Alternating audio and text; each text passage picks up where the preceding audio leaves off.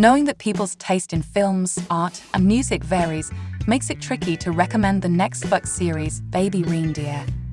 However, I will endorse the series with a qualifier. There are some very dark and upsetting scenes that some people may want to avoid.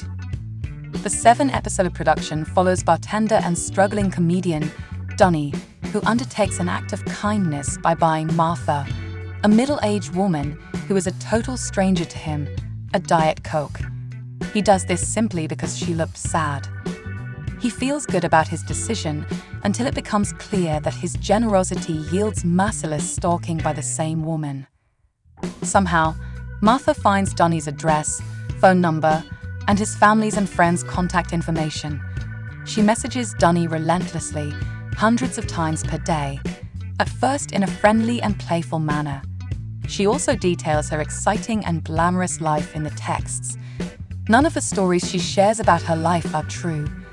When Martha doesn't receive the responses she expects, she begins to hurl horrific insults and threats at Donnie and everyone he knows.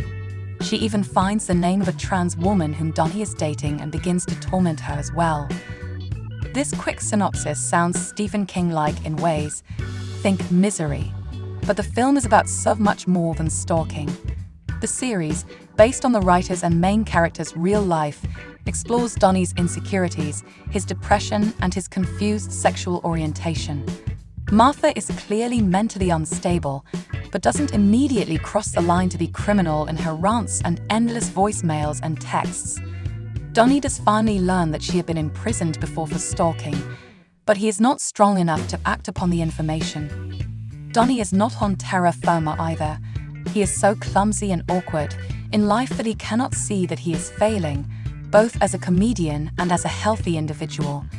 The takeaway of the series for me, as I'm guessing might be for others, is that our secrets suffocate us. We are imprisoned, gasping for air, with the stranglehold of clandestine thoughts and actions. If we can find at least one person who listens to quell our troubled minds, we can begin to heal.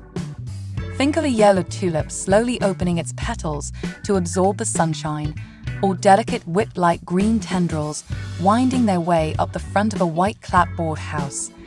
As tendrils grow towards support in response to their touch, a phenomenon known as thigmotropism, we can obtain sustenance by holding onto a hand, a voice, a hug, even the paw of a beloved pet, to free ourselves from the skeletons that besiege us at times we may not even realize we need restoration.